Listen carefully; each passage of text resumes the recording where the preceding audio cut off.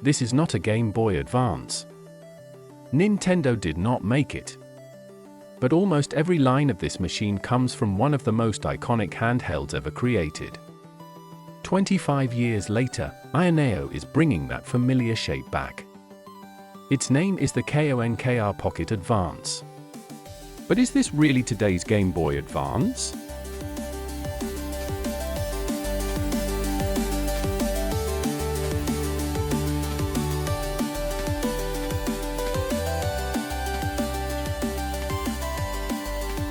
Welcome to Minibig Next, where yesterday's ideas become tomorrow's hardware.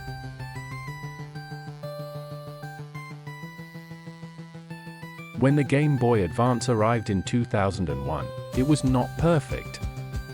The original screen did not even have a backlight. But the machine immediately made sense. Its wide body rested naturally between two hands. The D-pad and buttons had enough space to breathe. You inserted a cartridge. You turned it on. And you played. No accounts. No updates.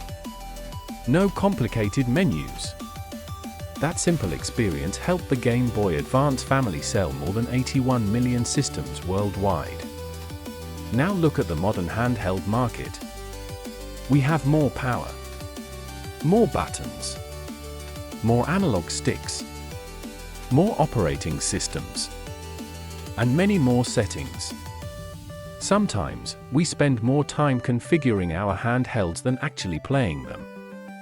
The Pocket Advance appears to challenge that idea. There are no visible analog sticks on the front. Just a traditional D-pad for face buttons, shoulder buttons, and a wide display. It does not hide its inspiration. It celebrates it. But here is the strange part. Ioneo has shown us the design before showing us the machine. There is still no confirmed processor, no confirmed price, and no official release date. We have one detailed image and many unanswered questions. Normally, that would be frustrating. But it also creates a more interesting question. What should a modern Game Boy Advance actually be? Should it be another extremely powerful Android handheld? A machine designed to emulate everything from the Atari 2600 to the GameCube? Or should it focus on doing something simpler? Playing two-dimensional games beautifully. Feeling comfortable. Starting quickly. And making us forget that we are using an emulator. Because the original Game Boy Advance was not successful only because of its hardware. It was successful because it had a clear purpose. You knew exactly what it was. And you knew exactly why you wanted one. For the Pocket Advance to become today's Game Boy Advance, it must pass three important tests. The first is price. KONKR is supposed to be Ioneo's value-focused brand. If this becomes another expensive premium device, nostalgia will simply become a luxury tax. The second test is the display. Game Boy Advance games must look sharp, correctly proportioned and free from stretched pixels. And the third test is simplicity. Press the power button. Choose a game. Start playing. No endless configuration. No software fighting against the player. If Ioneo gets these three things right, the processor may become the least interesting part of the machine.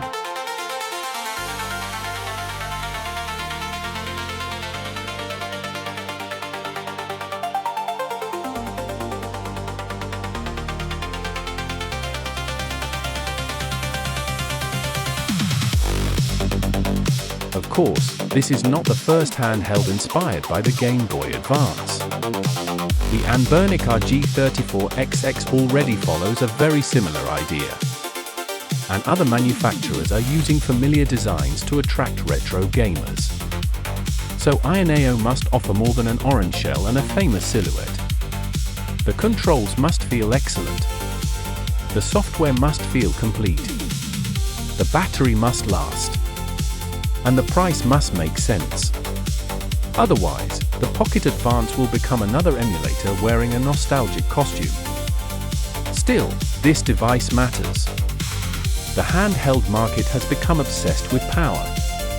Every new machine promises more systems, more performance, and more possibilities. But retro gaming does not always need more power. Sometimes, it needs a machine that disappears inside your hands. A machine that removes the distance between choosing a game and actually enjoying it.